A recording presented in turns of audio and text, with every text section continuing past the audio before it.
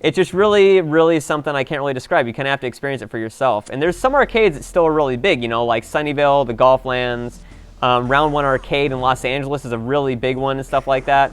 But that experience of just going to the arcade and seeing like the newest Street Fighter game, the newest Mortal Kombat, the newest Virtua Fighter, the newest Daytona, the newest, you know, whatever else, and then all your friends all line up to play it, the newest Killer Instinct.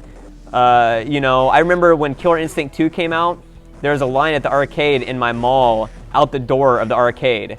And this is in Modesto. This isn't even like, you know, a big gamer city or whatever, you know. This wasn't like, you know, San Francisco or something like that. There was a line out the door to play the game when Killer Instinct 2 came out. And I remember there being people like holding tournaments for it and stuff like that in town. And it was a big deal. And it's just, you know, damn, he looks freaked out. He's like, oh my God, goddamn. And so, I don't know, I wish, see, the main thing that happened with arcades is that all the technology that you use in arcades, like, you know, okay, like, look at this. Final Fight, right? When this came out on CD, it was a big deal because it was, like, supposed to be an arcade authentic release because consoles couldn't replicate it. Nowadays, any console could do this in their goddamn sleep. Any console could do any game that really came out in the arcades as far as actual graphics and programming wise in its friggin' sleep. It wouldn't even be a contest. But back in the day when we only had Super Nintendo and Genesis and Nintendo before it and all that stuff, arcades were like mind-blowing graphics and sound compared to everything else on console. But now that consoles can emulate pretty much everything, when it comes to like arcade quality stuff, there's not really a reason for people to play it in the arcades. They'd rather play it in the safety of their own home where they can get food and go to the bathroom and, you know, do all that kind of stuff, have friends over and stuff like that. But, you know, yeah, it's just a different environment.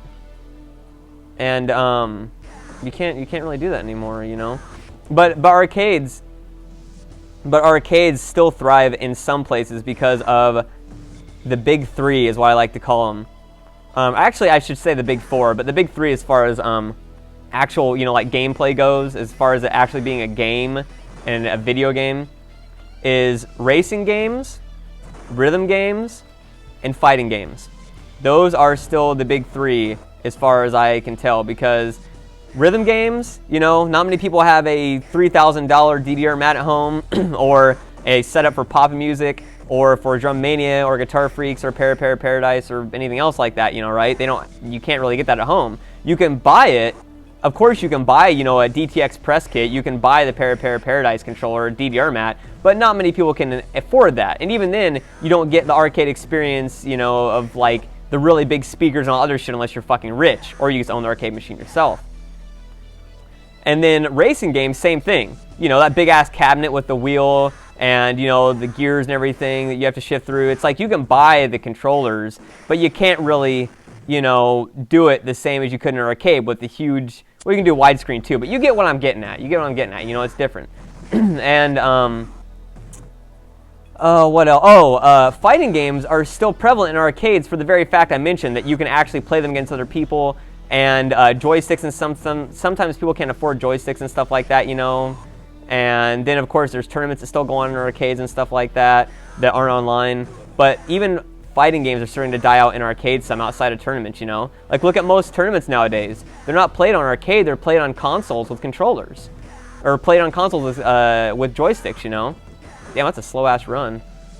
So, you know, it's just, it's different. It's just different nowadays. And of course you can play, the big advantage of course is, damn Cody, you suck. The big advantage of course is that if you play online, you can play against people from all over the world, and you can play on your own settings with your own controller that you know works, and you don't have to pay money for it outside of once you've already bought the game. So those are of course all big advantages. I'm not saying online play is like just a negative thing all around and it's stupid and it fucking sucks. But damn, pile drive my ass. But you know, it's still, okay, that's just cheap. I can't even get out of that. That's fucking horseshit. But I think you guys all get what I'm saying, you know. It's like there's advantages and disadvantages. I just wish the arcades were still thriving. In Japan, they're still thriving quite often compared to America. But that's mainly because there's still a lot of releases coming out for arcades.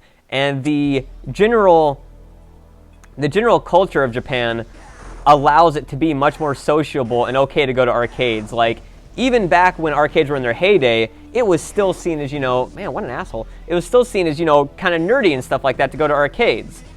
And, you know, in Japan, when I went, man, there were businessmen with, like, full suits on and, like, little radio receivers in their ears and shit like that playing, like, you know, DDR. There were women of all ages, stuff like that, playing video games, coming there with their boyfriends, coming there alone. There was, you know, groups of, like, school girls, school guys, I don't know, school boys, whatever you want to call them, playing, you know.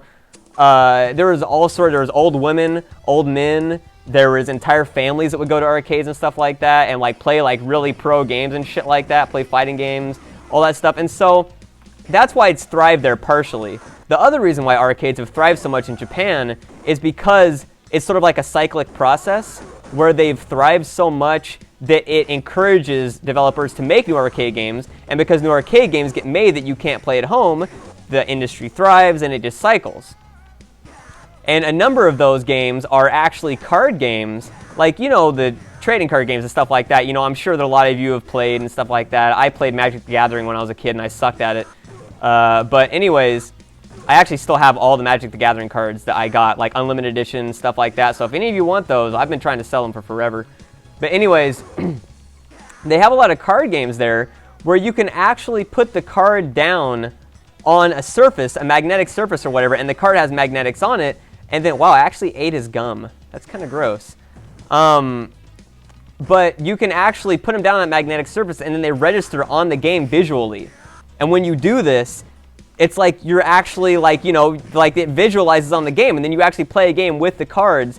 And if you want an example of what this looks like, on my YouTube profile, one of my oldest videos, look up Sang Goku Shi War, or just look up Tokyo on my azuritereaction profile. Just look up Tokyo. Look up Tokyo cards, or look up Tokyo War. Look up Tokyo War on my YouTube profile, and it'll be on there. It'll be a video showing this. It's pretty nuts, and that's so cheap to use a gun. What an asshole. You want to get fucked up, buddy? You want to deal with this shit? Oh, look at what a fucking wuss. Come here, motherfucker. Come on, I'm going to catch you. Oh, didn't get away with that. Blah, blah, blah. Didn't get away from that one, did you, buddy? God damn it. But because of that, man, there's a lot of people playing those because people buy the trading cards. And then, of course, you know, people play the arcade game because you have to have the trading cards, or you have to play the game if you're going to buy the cards. And it flourishes because of that.